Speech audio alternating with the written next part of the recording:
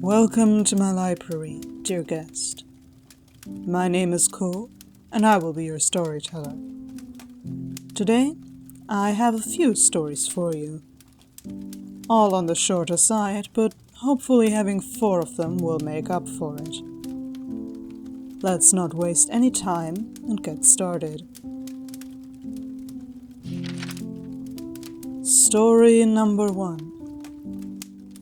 2 PCs turn evil for counting their kills. By the author, PickleRick2137. So, do you remember this scene from Lord of the Rings when Legolas and Gimli had their contest about who will kill more orcs? A few months ago, I and one other player from the campaign decided to do something like this with our characters. We were both fighters and basically the main damage dealers of our party. Our team took part in a large battle between mercenaries and army deserters. It was our job to capture the deserters' chief and arrest him. But on the way, we had to face quite a lot of his soldiers. Before the battle came, my and the other player PCs made a bet on which of them was better at killing, and therefore they were supposed to count their kills in the battle. Who kills the most enemies wins. The battle lasted quite a long time, literally 2 to 3 hours of combat divided into 3 smaller clashes in 3 locations. First in the village, then in the forest, and at the end in the ruins of a fort. And during it, our fighters were shouting every time they killed someone. At the end of the battle, my fighter counted 11 kills, and the other one won with 13. We also managed to capture the leader of the deserters, and that was the end of the session. After the main session ended, my DM informed me and the other fighter that from now on, our characters turned evil. Mine turned from good to evil, and the other one from lawful to lawful evil. We were kind of shocked. Why? DM explained that it was because our PCs enjoyed killing and made it our fun. Or something like that. Of course, we disagreed with this and gave him a lot of arguments against his decision. For example, that we killed deserters who raided nearby villages and harmed innocent civilians. That we saved the lives of other mercenaries, or that this is what mercenary work is based on. The rest of the party supported us a bit, but remained mostly neutral. DM, however, refused to listen to us and declared that this is the final decision, and will be considered whether to change it back if our PCs will behave. The whole situation took about 2 to 3 sessions, after which he had to bring the characters back to their original state, because we weren't doing anything wrong, just good things. But in the time of those 3 sessions, some of the NPCs started to act weird toward our fighters. Like they were not trusting us, as if they were scared of our characters or something like that. It didn't really make too much sense because no one except some mercs knew about the situation.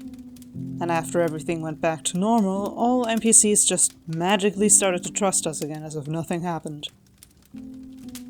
I still don't know why he did that. It didn't serve any purpose in the plot in any way, and it wasn't part of an interesting story.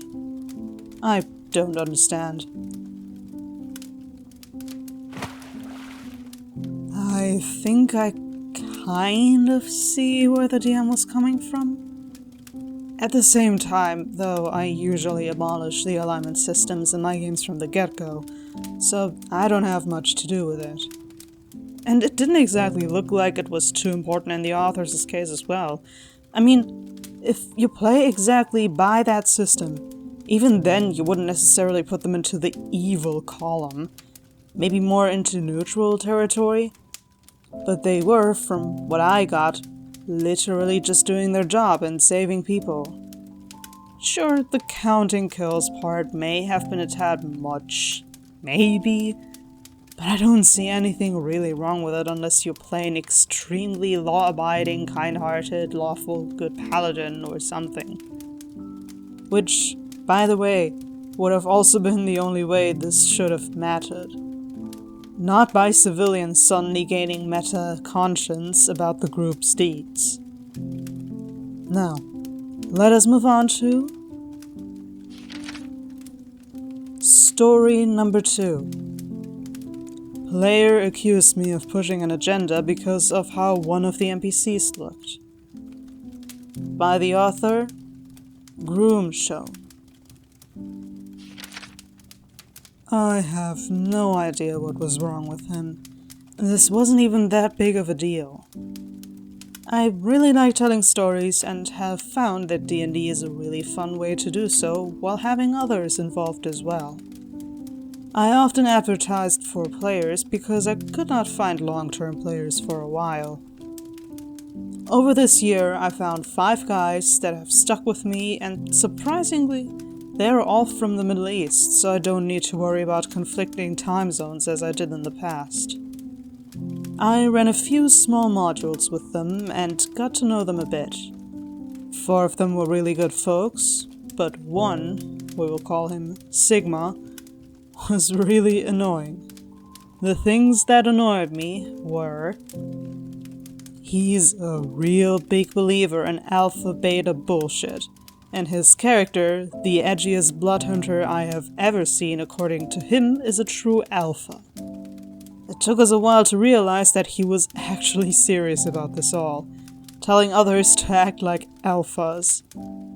However, somewhere during this year, his alpha mentality changed into the Sigma mindset. And none of us have any idea what the difference is. He even told another player to adopt the Sigma mindset because that guy told us he was a bit upset because he had a breakup. He really liked to take the spotlight and make himself the self-appointed leader of the party.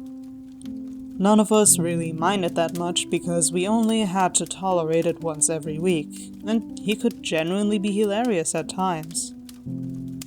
I recently told them all I had a campaign in my mind, and all of them were interested to play. The first session went well. In it, they had learned legends of the Master of the Adventurous Guild, who was said to be the physically strongest person in the country. To which Sigma had to say that the guy probably was a true alpha. The next session they get to see the Guildmaster, who I had loosely based on real-life strongmen. I described him as a large, bald guy with a fluffy beard, a rotund belly, and muscular arms. I like to give quirks to important figures, and his was to be that he makes really bad jokes that make his subordinates embarrassed, and usually he's the only one who laughs at them. Sigma didn't like this one bit. He said I was pushing an agenda, and if this guy is the strongest person, he should have abs and whatnot. He also said that he should behave like an alpha of the pack and not make himself to be a fool. I told him not to tell me how to make characters, and that his pseudoscience was getting old. The others started arguing with Sigma as well, and he left the call and blocked us. I could talk about this alpha, sigma, beta bullshit all day. It's so funny to me. But this guy obviously knows nothing about sports and physical strength. You don't need to have abs to be strong as hell. Have you ever seen sumo fighters? Or, as the author said himself, most strongmen? Those guys have bellies, but they could beat the hell out of any self-appointed alpha man with a six-pack. But, yes, I will not be getting into it other than obviously the whole Sigma alpha thing being ridiculous. But very fun to make fun of from the outside in. Moving on. Story number 3.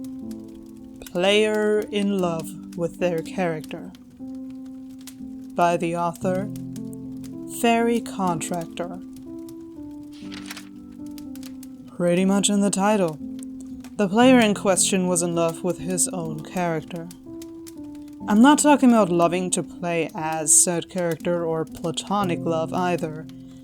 At least once or twice a day, our Discord server would see pictures of his Star Wars character, and extensive monologues about how he loved said character's varying physical attributes, sometimes raving about their oh-so-beautiful skin, their stunning eyes, and so on.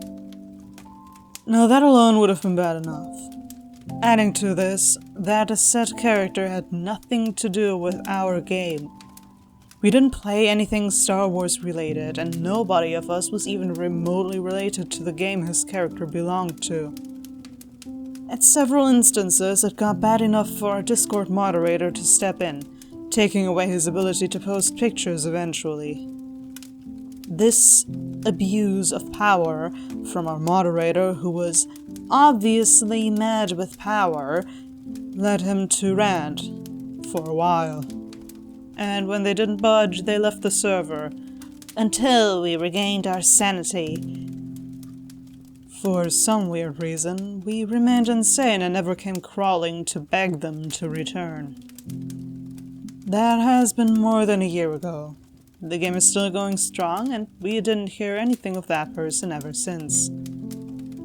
Very tame compared to some other stories here, and still pretty tame compared to some other stories I could tell, but hey, got to start somewhere.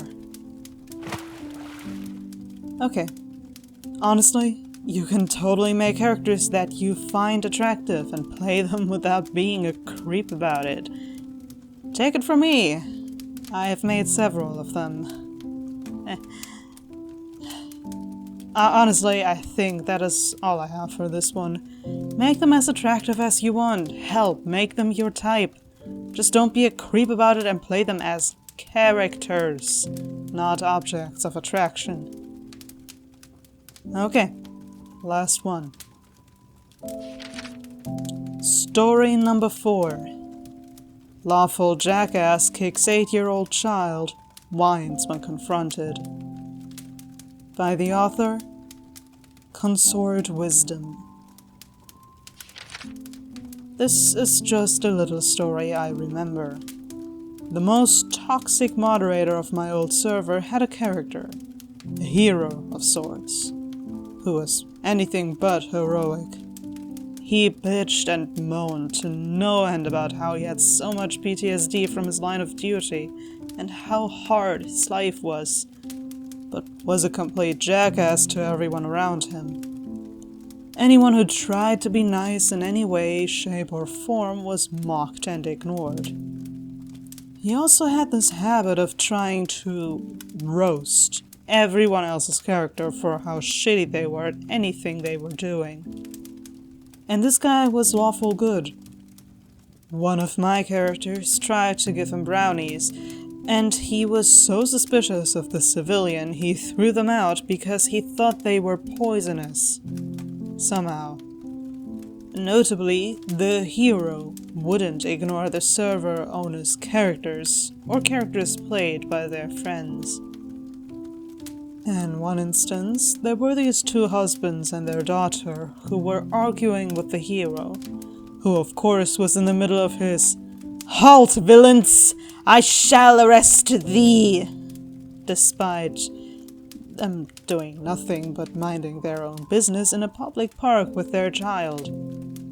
He was extremely suspicious because his player knew that they were underlings for a crime lord, and so her character knew they must be up to something illegal. So the 3 get to fighting, and the child, obviously distressed at the ongoing fight, tries to kick the hero in the shin, saying, "Don't hurt my daddies!" Obviously, this doesn't hurt the hero, so his response is to punt kick the 8-year-old into a fucking stone water fountain. Luckily, the dice were kind enough that the child only suffered a scrape, but she did begin loudly crying. What a hero! The other party members tear into the hero, ironically, who were also crime lord underlings co-workers of the husbands, berating him for hurting a child who did nothing wrong but tried to defend her parents he attacked for no reason. The cleric lifted the child from the water and bandaged her scrape, gently calming her down. Out of game, the players began berating Toxic Mod because Hero attacked an innocent child, unprovoked. I know a lot of people would find this funny or comical, but the group did absolutely not accept this style of comedy, and Toxic Mod damn well knew it. But they just did it anyway because, lols. Another moderator, a friend of Toxic Mod, shocker, began trying to rationalize the action, saying, "Well, the kid kicked him.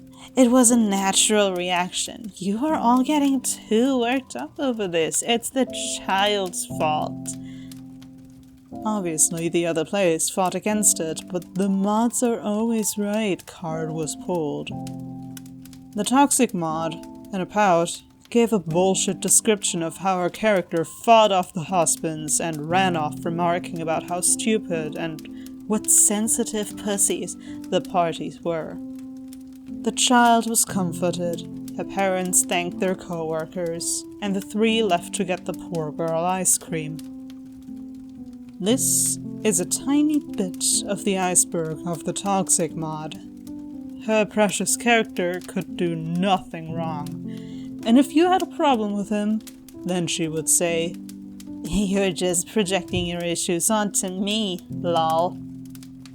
I have more stories, if anyone wants them. Hey, general tip for playing good guys in TTRPGs. Just be a good guy in general. Don't hurt children. You see, for you and me this may be obvious, but apparently it is not the same for everybody else. Or at least this very particular person. And into a stone water fountain, lolas. Imagine that child would have just died then and there. Wonder if the lols it's fun would have still been pulled then. The child started it. Because any adult's natural reaction to getting kicked by a kid is to kick that child back. That was sarcasm, by the way. Disclaimer, do not do that. Well, that was it for today's stories. But before we end things today, let us take a look at today's exhibition journal, where I display the fan art you make for this channel. Today's fan art was submitted by Texas Salad, and my goodness, I adore this one. It actually really reminds me of a plushie that's so cute. And while Pride Month is over, it doesn't mean that the flag is no longer relevant. So, seriously, amazing job on this, Texas Salad, and thank you so much for your fan art. Their socials are displayed on screen. If you wish to submit any art of your own, you can do so by sending it to my email linked in my About section, or my Discord server, the link to which is in the description below. That all being said, I hope you enjoyed today's stories, and that I will see you again soon. For there are always more stories to be shared.